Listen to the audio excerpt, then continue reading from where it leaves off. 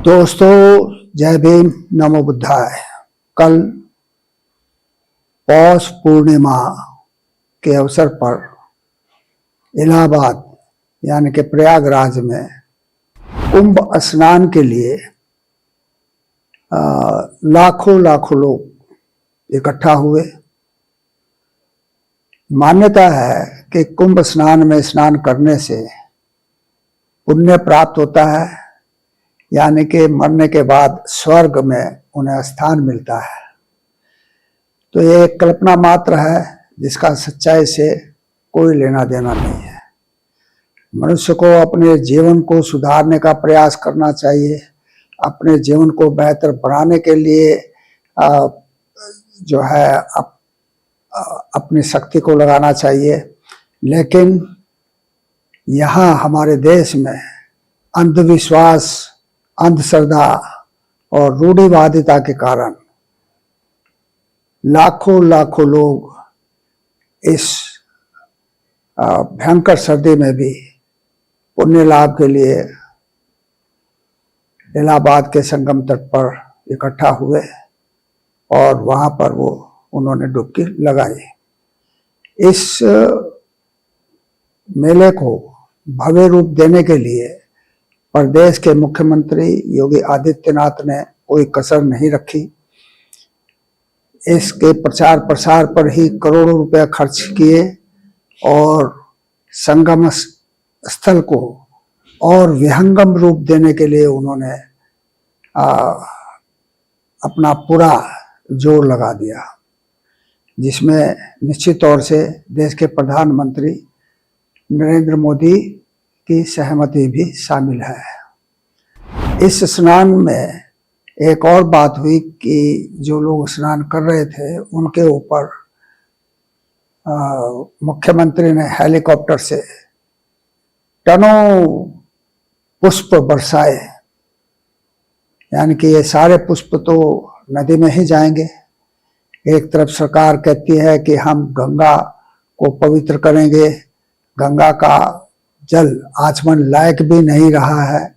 ये तो देश की जो मेडिकल संस्था है MRI, उसने भी प्रमाणित किया है कि गंगा का पानी पीने योग्य नहीं है।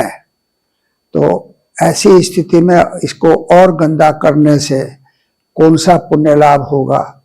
क्या इससे और बीमारियां नहीं बढ़ेगी? क्या इससे गंगा और गंदी नहीं होगी? ये एक सोचने का विषय है। एक और खबर अखबारों में प्रकाशित हुई है, जिसमें कहा गया है कि सहारनपुर के एक गांव में नंदी फिरोजपुर रहने वाले एक विकलांग दंपति ने कर्ज की मार ना झेल पाने के कारण अपने 3 बच्चों के साथ आत्महत्या करने के लिए जहर पी लिया, जिसमें उसके एक बच्चे की मृत्यु भी हो गई।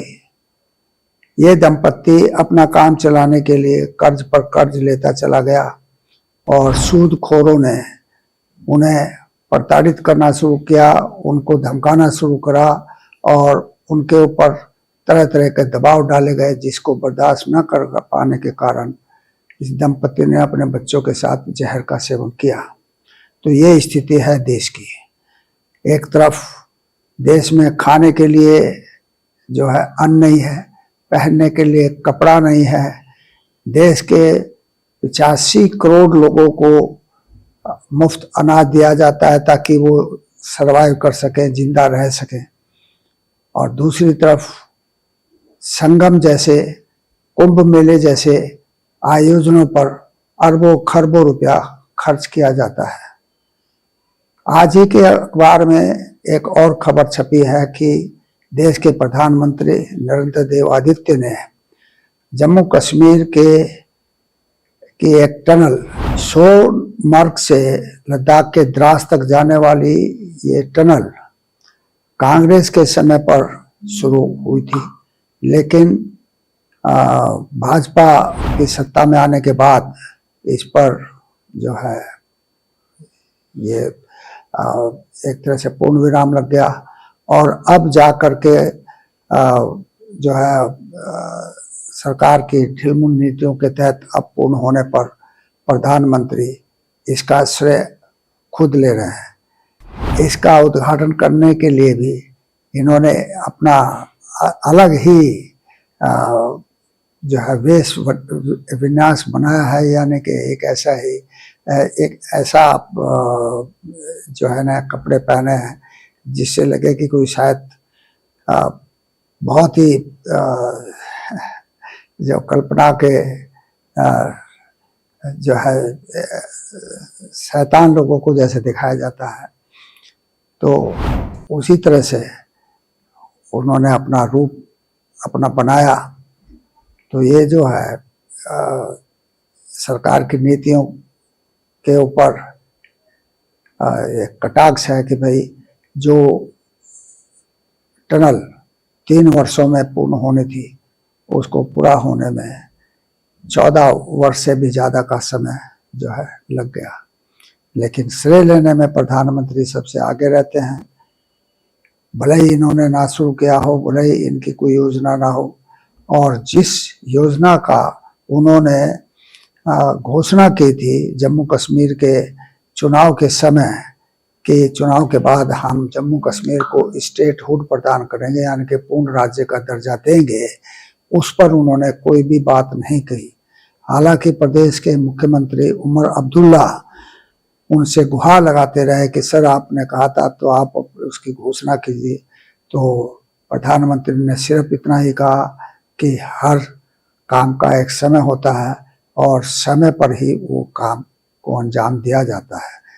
तो ये है हमारे प्रधानमंत्री की सोच, जो किसी विपक्षी पार्टी के मुख्यमंत्री को ये श्रेय देना नहीं चाहते कि हमने स्टेटहुड प्राप्त कर लिया, बल्कि शायद वहाँ पर जब कभी ऐसे आसार हों कि भाजपा के साथ मिलकर वहाँ सरकार बने, तब वो शायद इसको स्टेटहुड का दर्जा देने के लिए तैयार होंगे।